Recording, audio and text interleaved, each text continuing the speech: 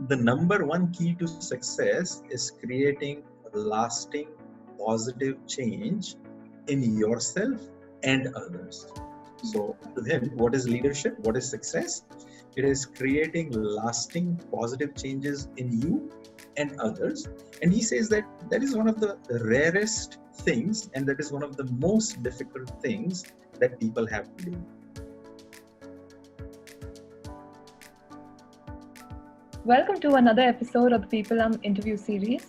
I'm your host Vanessa Rose, and let's begin with a quick introduction of People Hum is an end-to-end, one-view, integrated human capital management automation platform, the winner of the 2019 Global Cody Award for HCM, that is specifically built for crafted employee experiences and the future of work. We run the People Hum blog and the video channel, which receives upwards of 200,000 visitors a year, and publish around 2 interviews with well-known names globally every month. And now for our guest, Kushal Vakil is an L&D head coach, trainer, consultant, and keynote speaker. He has handled major initiatives in L&D and OD areas like MDP, LDP interventions, leadership development, succession planning, competency mapping, assessment centers, e-learning and blended learning, internal content development through SMEs, and grooming internal trainers. We're extremely happy and honored to have him on our interview series today. Welcome, Tushar. We are thrilled to have you. Thank you so much. It's my pleasure to be with you today. So, Tushar, moving to the first question, could you tell us a little bit about your journey that has brought you to being a leadership coach? So I came around becoming a leadership coach in a roundabout way. So growing up in India, your expectations of people around you are that you either become a doctor or an engineer. So I wasn't too great in the sense of my academics to become a doctor, but I ended up becoming an engineer. But from a young age, I was always interested in finding out what makes people, bring out their potential and what doesn't. And it started with, when you were on a journey. In those days, flights were a rarity. You can tell how old I am now. And So when we would travel by a train, I would pick up a self-improvement book at a railway station or a bus station. But like Steve Jobs says, that you can only connect the dots looking back. So those were humble beginnings. And then I kind of thought at that point of time that because I read a book, I knew everything about it. So much later, with a lot of graying of hair and a lot of experience, you realize that change is different. Knowing and doing are two separate things. And that's why I became an executive coach. And in between, there was a lot of runaround. I became an engineer in India. I did my master's in US. A twist of fate made me go into my own business, which was reasonably successful for you to be not worry about finances, a little bit of a financial freedom. And then I got certifications in human resources, coaching, and so on and so forth. And here I am. So first I thought that this was kind of an exception, but more and more I found out that this is how life is becoming. In fact, US Bureau of Labor Statistics now says that a fresh graduate would have 14 jobs and 3.5 careers in his or her lifetime. So I don't feel so out of place now. And today I help a lot of successful leaders to become better leaders through our Marshall Goldsmith stakeholder-centered coaching process. And it's kind of gratifying to help people become better versions of themselves. So that's my long and short story, how I came about doing this. Yeah, that sounds like a really interesting journey. A lot of, you recognize what you wanted to do right from the beginning. Right. I thank God a lot of times that most people don't get that opportunity because of different pressures. And I got it now and I am enjoying every moment of it. So that's lovely. So what, according to you, are the most important skills that a leader should possess, especially during these hard times from remote working? This is kind of a burning topic that everyone's discussing almost every day, right? What are the skills that are required right now, and how do you do it, and so on and so forth. And I kind of think that you can't become a leader in a day, what you used to do before COVID-19 crisis hasn't changed much. What do I mean to say by that? The fundamentals of leadership have always remained the same and still stay the same. So, Coase and Posner's research shows that there are 5 practices of exemplary leadership, right? And they remain the same. So, those are model the way, inspire a shared vision, challenge the process, enable others to act, and encourage the heart. So, to quote Warren Buffett, he said that only when the tide goes down, you find out who is swimming naked. So he means it in terms of investments. No, when the stock market is high, everyone looks like a genius. But when the stock market goes down, that's when you realize that who doesn't have their clothes on. So to use that analogy here, leadership is the same way. The companies that were practicing these 5 fundamentals, that they are doing pretty good. So you can't just turn it off. So I haven't done any of these things for last 5 years, and just because COVID comes, I am, immediately supposed to turn these kinds of things on, just like flipping a switch. It doesn't happen that way, and people see through it. So it's a long-term process of doing these kinds of things.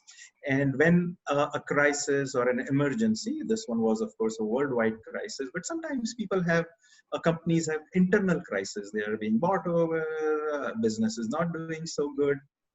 So in those kinds of environment, having these fundamentals in place, that is what allows a company to prosper. So having said that, I might add a few things more. Uh, our world has changed a lot in post-COVID, but even before COVID, last year, say for example, Korn Ferry came out with their study of more than 150,000 leaders around the world.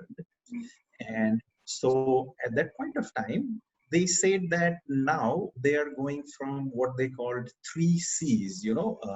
Before it was consistency, control, and those are the kinds of things that were important before we entered into this new world, right?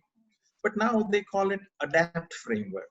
So ADAPT is an acronym and stands for many things. So the change, anticipation, drive, and continuous disruption. So they call it the self-disruptive leader. And so it was true even before COVID-19, but as I said, COVID-19 kind of brought a sense of urgency to that fact that whatever assumptions we had could change overnight, and we have to be ready for that. Right. So fundamentals of leadership have remained the same, but then some of the emergent competencies, those are the ones you need to develop, where it could be developing partnerships, diversity and inclusion, uh, uh, disruptions, managing change in a constant disruptions, and having no constancy. Those are the kinds of challenges we face in this new world. Right. Yeah, the new normal has given a lot of new meaning to these already existing frameworks, don't you think? I think so. That's correct.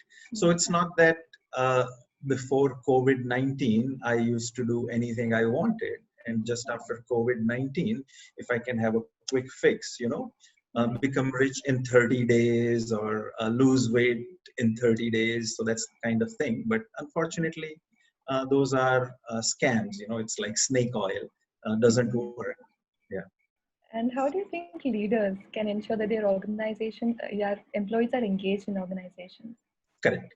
So again, to continue our previous theory or proposition, that whatever you did before COVID kind of spills over. So what are some of the things organizations can do that help? And there are, again, many frameworks. One of the most popular one these days is providing psychological safety. Amy Edmondson came up with the term in 1999, and it has taken over since then. So basically, what is psychological safety? That when I'm at work, I don't fear, or I'm not afraid of expressing my opinions, being me, being ridiculed for being me. And when you have that environment, it makes a huge difference. It creates a culture of openness, You are okay to be vulnerable. Nobody is perfect. Nobody has all the answers. We are all finding out our ways. So different people put it in a different way. If you talk about Brene Brown, she talks about vulnerability. So being vulnerable is okay because we don't have all the answers. It's a constantly changing world. It's okay to be fearful. It's okay to not know what's going to happen, but then we have to still work in that kind of world. Or if you talk about Patrick Lencioni and his framework on teamwork, it says that you can develop trust when the leader is vulnerable. So having an environment where there is openness, where people can speak their mind, and there is constant communication, update, and learning, that is what I think will engage people in a post-COVID world. Maslow's hierarchy of needs. If you are not sure of your job, if you are not sure of being able to take care of your needs, then you're not even at that level where you can talk about engagement. And some of the leaders have done a fantastic job. There have been organizations that have increased salary instead of cutting salary. So Bajaj is one of them. And not to toot our own horn, but we increased our salary for employees in this time of COVID. We all have a small team. That is to say then thank you. So once they know that they are psychologically safe, so first is physical safety and then is psychological safety. They can say anything without fear of being ridiculed or afraid. And that creates a culture where best ideas can win. Yeah, that's so interesting. You use Maslow's theory to, explain this. Correct, correct. And according to you, what is more important for a leader, balancing EQ or IQ? Yeah, so this is always an interesting debate. And this is what research has shown. And I think most researchers or most people who have read the research would agree with me. So when you are at the start of your career, technical skills are your entry ticket. So if I'm in finance, I need to have a degree. If I'm in production, I need to have education about that field, or fill in the blank, human resources. But as you move up, what happens is that you are not doing the work yourself. So when you reach the level of a CFO, you are not working with spreadsheets or ERPs or softwares. You are only working with people. So Daniel Goleman's research on EQ has shown that what is the difference between leaders, let's say in the same organization, take any large organization, Infosys or L&T, and they have, for example, 100 vice presidents across geographies. So now you take the top 10% of those leaders in terms of performance. They're at the same level in the same company, same culture, right? And you take the bottom 10% of the same 100 people. So what is the difference between bottom 10 and top 10? Is it their technical skills or IQ? Completely wrong. Daniel Goleman's research shows that 75% to 87% of the difference between the top vice presidents in a company, top 10%, and the bottom 10% vice presidents in a company, 87%, 75% to 87% of that can be attributed to EQ. And when you think about it, it makes sense because at that level, you are not doing any of those technical skills yourself, although you have to have it. If you reach the level of a vice president, it is a given that you would know your field by now, otherwise you won't reach here. So what is the differentiator? So the differentiator is your EQ. And so that's why when you reach at a leadership level, it is EQ that matters a whole lot more than your technical skills. I hope it makes sense to you. Yeah, it really does make sense. Yeah, it does. So, and what do you think? What would be your biggest advice for a first-time leader? So, for when managers become leaders, so there is a complete change of paradigm, in my opinion. So, how do you become? So, this is how normally we reward people in organizations. So, imagine that you have 100 salespeople. Who will become a manager, or who of these will become a manager, right? So the salesperson who performs the best is made a manager of a team of 8 or 10 salespeople. Yeah. Now, what skills did he or she use to become the best salesperson? Doing it themselves. It's about me. How much can I sell? How much can I perform? How many prospects, how many deals, how many closings? It's all about me, right? Now, when you become a manager or when you become a leader, it's not about you. It's about your team. So that is a big paradigm shift that many people, and I'd raise my hand first, we realize much later in our lives. So first few years of being a leader or a manager, a lot of people make these mistakes that they try to do everything themselves. So let's take this salesperson who became the sales manager. Now, instead of allowing his people to do the sale, when he sees them making a mistake, his tendency is to roll his sleeves and jump in. Say, move aside, you don't know how to do it. I'll show you how to do it. But is that the job of a sales manager or a leader? The leader's job is not to do things themselves. It's not about you. It's about others. It's about making them better. It's about developing their confidence and developing their competence so they can perform. So to use a quote from Jack Welch, who is considered, I guess, the best manager of the 20th century or best leader of the 20th century, he says that before you are a leader, success is about growing yourself. When you become a leader, success is about growing others. So that I think is the paradigm that most managers make. Most leaders make it, but often it's a little too late. And that is where our coaching kind of helps them understand that they might be doing things that are not conducive to a better team environment. It might be about me. So imagine when someone starts at the front line, bottom level of an organization, and when they reach the highest level, what happens to their ego? Is the ego getting higher or is the ego getting lower? So most of the times as the leader grows, so does their ego. And when we make them understand that ego is not conducive to performance, ego is not conducive to your leadership brand, and there might be what we can say some behavioral flaws of otherwise good performing leaders, if you can tinker around them through coaching, and if they can get right intervention at the right time, then it helps the leader and it helps the performance of the entire team of the leader. So that's my 2 cents worth on what should a first time manager or leader be aware of. Yeah, that makes so much sense. It's about providing that freedom to make mistakes and to learn from it. Correct.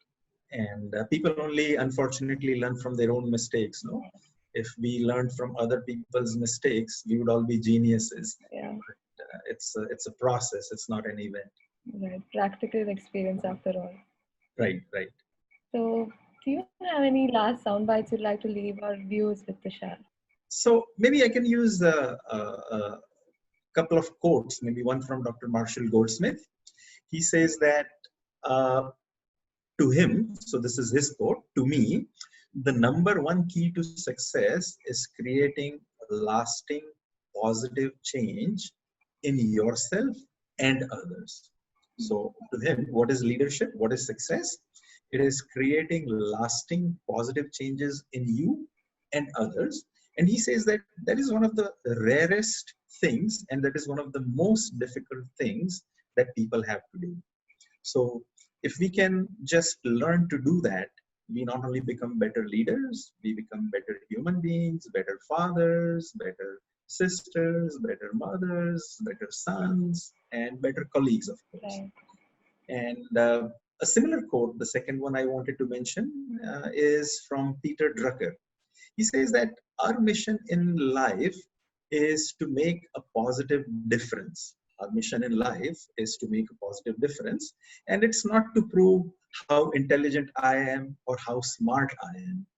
So if every time I had $1 when I had tried to prove myself that I was so smart or I knew this or I knew that, I would probably be a millionaire by now, maybe many times over.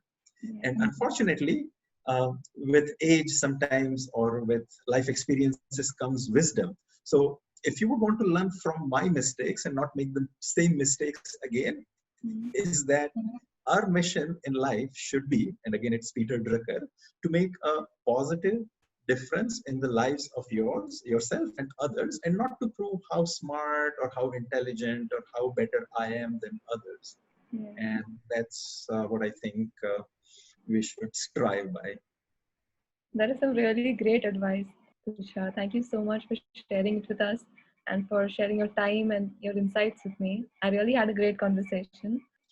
Thank you so much for the opportunity, and thank you for asking quite interesting and pointed questions. And a pleasure to be on this forum. And wish you the best with People Hum. I had a chance to look at it, and it seems like it's a fantastic platform. So thank you very much. Thank you, Tushar.